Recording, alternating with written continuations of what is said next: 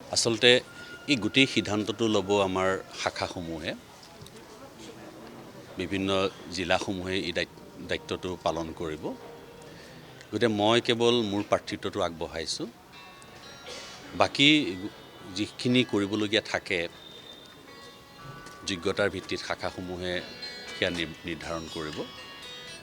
গতিকে সেইসমূহ শাখাসমূহৰ ওপৰত জিলাসমূহৰ ওপৰত আৰু বিশেষভাৱে অসমৰ বৌদ্ধিকভাৱে সচেতন যিসকল লোক তেখেতসকলৰ ওপৰত মই এৰি দিছোঁ। এই গোটেই কথাবিলাকে আমাকো বিমৰ্ষ কৰি ৰাখিছে।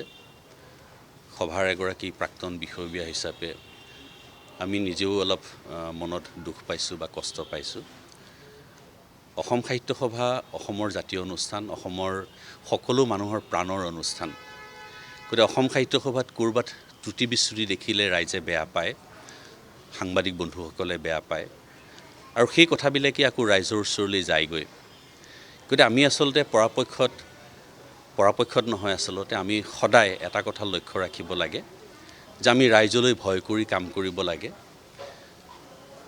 সকলো ক্ষেত্ৰতে আমি সাৱধানে আমাৰ কামসমূহ আগুৱাই লৈ যাব লাগে, যাতে এই জাতীয় অনুষ্ঠানটোৰ কোনো হানি বিঘিনি নহয়। আৰু অসম সাহিত্য সভা অসমৰ জাতীয় সত্তাৰ কাৰণে আজি আমি নিজৰ পৰিচয় হিচাপে এই জাতীয় অনুষ্ঠানটো আমাৰ আছে। যেতিয়াই জাতিৰ দুৰ্যোগ হৈছে, ভাষাৰ দুৰ্যোগ হৈছে, অসম সাহিত্য সভাই সদায় মাত মাতি আহিছে।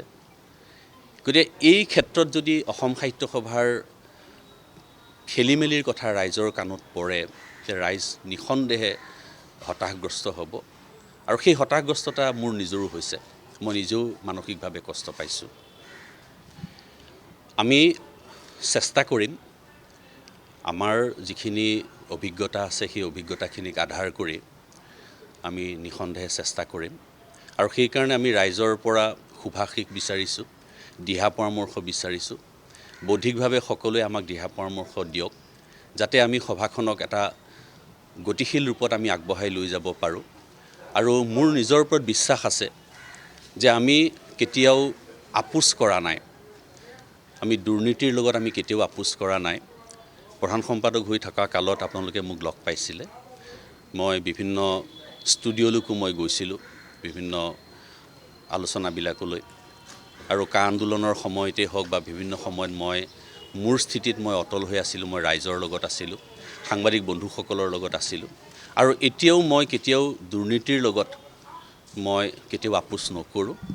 সাহিত্য সভা বৌদ্ধিক সভা হ'ব লাগিব, ই বৌদ্ধিকভাৱে উজ্জীৱিত হ'ব লাগিব আৰু ইয়াৰ যিখিনি কেৰুণ, যদি সঁচাকৈ এই কেৰুণবোৰ সোমাইছে সংবাদ মাধ্যমত প্ৰকাশ পোৱাৰ দৰে, তেতিয়াহ'লে নিশ্চয় আমি সেই কেৰুণবোৰ আঁতৰ কৰাৰ দায়িত্ব মোৰ যেনেকৈ আছে, আমাৰ সমাজৰ প্ৰত্যেকজন মানুহৰ সেই দায়িত্ব হোৱা উচিত বুলি মই ভাবোঁ।